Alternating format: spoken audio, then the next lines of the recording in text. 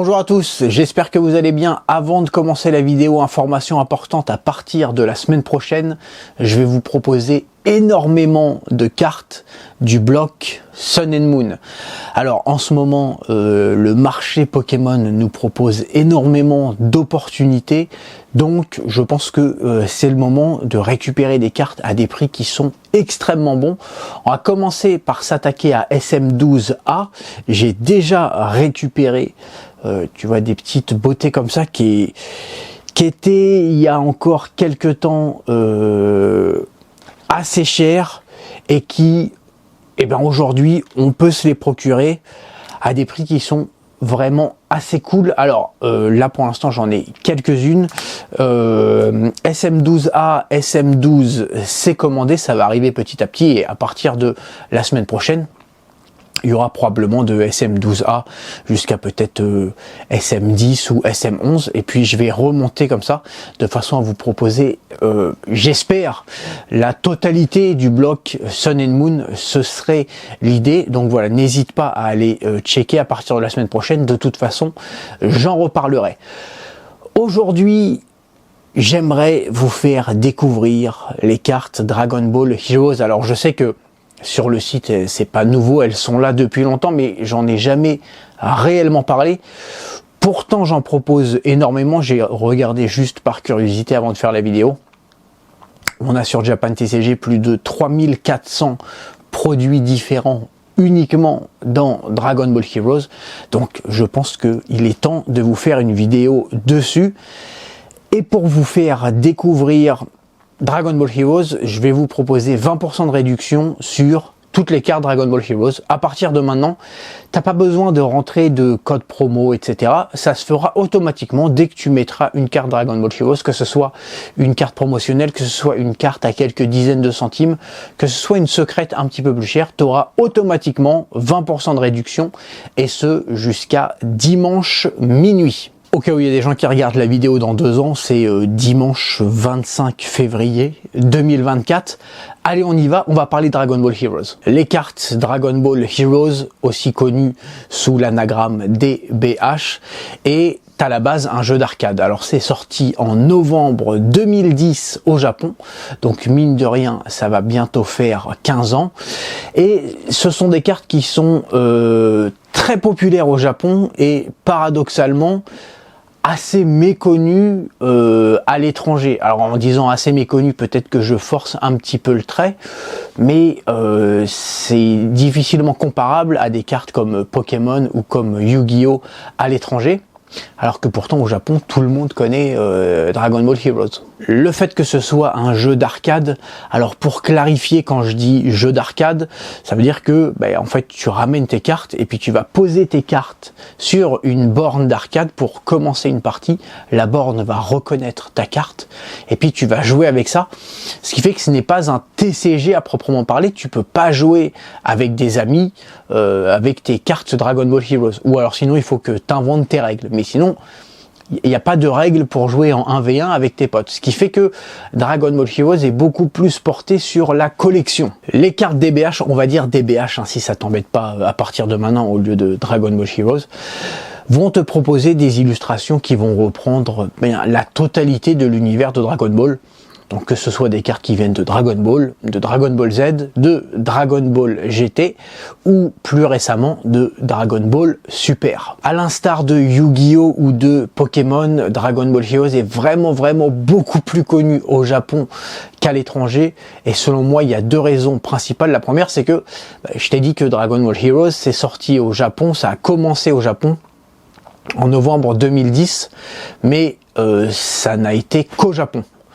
Et jusqu'à aujourd'hui, ça reste que au Japon, puisque ce n'est pas un TCG. Donc, vu que c'est distribué sur bornes d'arcade, les bornes d'arcade sont japonaises, il n'existe aucune carte Dragon Ball Heroes traduite dans aucune autre langue que le japonais. Ce sont des cartes qui sont distribuées uniquement au Japon et qui sont également exclusivement écrites en japonais. Donc tu trouveras pas de cartes françaises, anglaises, thaïlandaises, italiennes comme on peut avoir pour que ce soit Yu-Gi-Oh, Pokémon ou même d'autres TCG. Et la deuxième raison, bah, c'est que vu que c'est un jeu d'arcade, il n'y a pas de booster. Ce qui fait que tu pourras pas trouver un YouTuber qui te propose une vidéo où il va ouvrir des boosters de cartes DBH. Ça n'existe pas. Alors je te dis ça n'existe pas alors que il y a plusieurs années de ça, j'ai vendu des displays Dragon Ball Heroes. Mais il s'avère que ce soit les displays ou que ce soit les boosters, tu en as, mais c'est uniquement pour des cartes promotionnelles. Toutes les éditions classiques ne sont accessibles uniquement soit en allant aux bornes d'arcade, donc tu mets 100 yens, tu fais ta partie et puis tu vas récupérer une carte, soit en les achetant après à des magasins qui te les vendent à l'unité, soit en les achetant à des particuliers qui te les vendent à l'unité, mais c'est le seul moyen de récupérer des cartes. Et après effectivement tu vas avoir certaines cartes promotionnelles qui sont elles distribuées en booster, et donc les boosters sont dans des displays comme ce qu'on a l'habitude de voir. Hormis les promos, c'est tout. La totalité des éditions, la totalité des blocs de Dragon Ball Heroes ne sont disponibles que à l'unité. Je vais tout de suite vous montrer quelques cartes Dragon Ball Heroes puisqu'on va parler des raretés, mais pour ce qui concerne les éditions, les blocs, ça fonctionne vraiment là pour le coup comme Pokémon. Donc tu vas avoir un bloc et puis par exemple Ultra God Mission, et puis tu vas avoir Ultra God Mission 1, 2, 3, 4 avec des nouvelles cartes qui sortent régulièrement, avec des nouvelles éditions qui sortent régulièrement, et puis au bout de 8, 10, 12 éditions, on va passer à un nouveau bloc.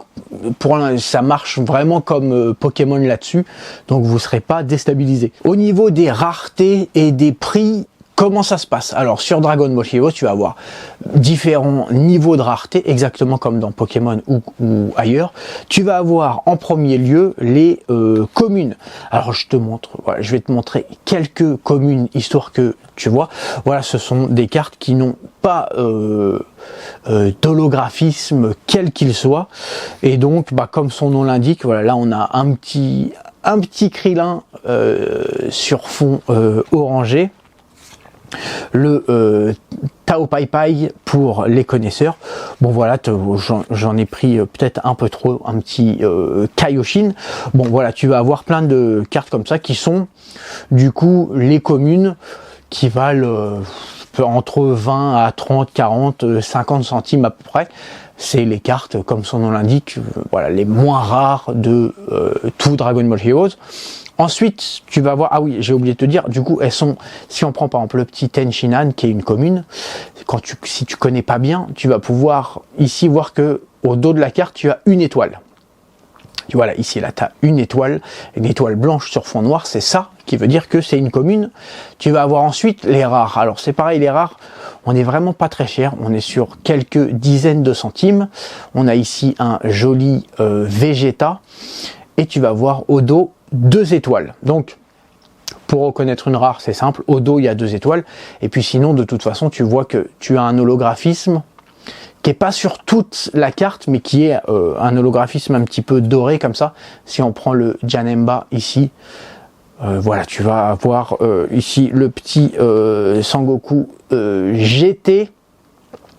Voilà, tu as un petit film doré sur certaines partie de la carte. C'est ça qui te permet de reconnaître le fait que là on est face à une rare, donc 2 étoiles, c'est le deuxième niveau de rareté. Tu vas avoir ensuite les 3 étoiles. Alors 3 étoiles, on va prendre par exemple celle-ci, hop.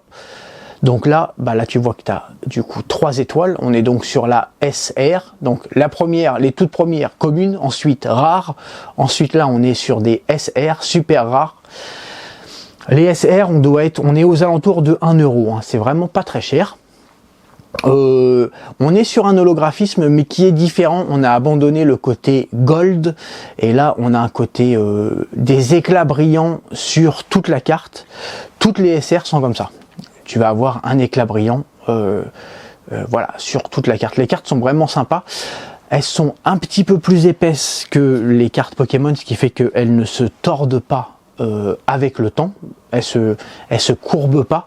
Souvent avec les cartes Pokémon qui sont holographiques, on va avoir si elles sont pas mises dans des sleeves rigides, on peut avoir une petite courbure qui est un petit peu désagréable, qui est pas très grave, hein. Il suffit de les mettre dans un classeur et de mettre un peu de poids dessus, et puis elles reprennent leur forme initiale. Mais bon, ça peut être un petit peu, c'est pas très agréable.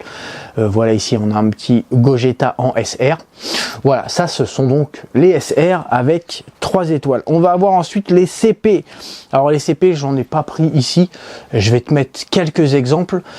Dans chaque édition, tu vas avoir des fois 3-4 CP différentes, des fois ça peut être 8, 10, 12, et chaque édition va avoir un peu un thème de CP. Tu vas voir que les cartes, l'idée globale de la carte se ressemble. Ça va être les CP qui sont donc plus rares que les SR. On va avoir ensuite les UR. Alors, les UR, j'en ai pris ici quelques-unes. Pour les reconnaître, elles ont 4 étoiles au dos. Là, on commence à rentrer dans les cartes les plus rares de Dragon Ball Heroes. Les UR, elles vont coupler, si tu veux, le côté gold des rares, plus l'holographisme, tu vois les éclats holographiques sur la carte. Bon, là on était sur un petit Sangoku. On a également, par exemple, ici un petit Krillin. Également, ça c'est une UR. Voilà, tu vois le côté gold et également le côté éclat holographique. Allez, je t'en montre une petite dernière. Les cartes sont vraiment sympas. Moi j'aime beaucoup Dragon Ball Heroes en termes de collection. Quand tu as des classeurs comme ça. Après bon, il faut aimer Dragon Ball. Voilà, il faut être un petit génération Club Dorothée quoi. Tu vas avoir ensuite, pour terminer, alors c'est les cartes les plus rares de Dragon Ball Heroes, ce sont les secrètes. Alors, les secrètes, attends, celle-ci c'est une secrète particulière. Je vais t'en prendre une un peu plus classique. Voilà. Ici, tu as une secrète et elles sont reconnaissables. Eh bien, exactement comme les UR, elles ont 4 étoiles. La seule différence, c'est que les secrètes, elles ont 4 étoiles noires sur un fond blanc. Et puis, de toute façon, il y a marqué ici secrète. Alors que les UR, c'est 4 étoiles blanches sur un fond noir. Je vais te montrer une autre petite secrète. Voilà, alors là, on est sur une carte qui coûte assez cher, on va pas se mentir. Là on est sur voilà un joli Sangoku secrète, mais même les cartes les plus rares, les plus chères de Dragon Ball Heroes, on atteint rarement les 100 €. Ça arrive de temps en temps, mais c'est assez rare. Et je t'en montre une autre. Voilà, là aussi on est sur une secrète qui vaut son pesant de cacahuètes. Ensuite, tu vas avoir les cartes promotionnelles. Alors là, ça va être les prix, c'est un peu comme les cartes promotionnelles de Pokémon. Hein. Tu vas avoir des cartes qui vont valoir 15 centimes et puis des cartes qui vont valoir une blinde. C'est exactement pareil pour Dragon Ball Heroes. Tu peux regarder sur Japan TCG dans Dragon Ball Heroes carte promotionnelle, tu verras un petit peu. Et il y a une nouvelle rareté qui est sortie.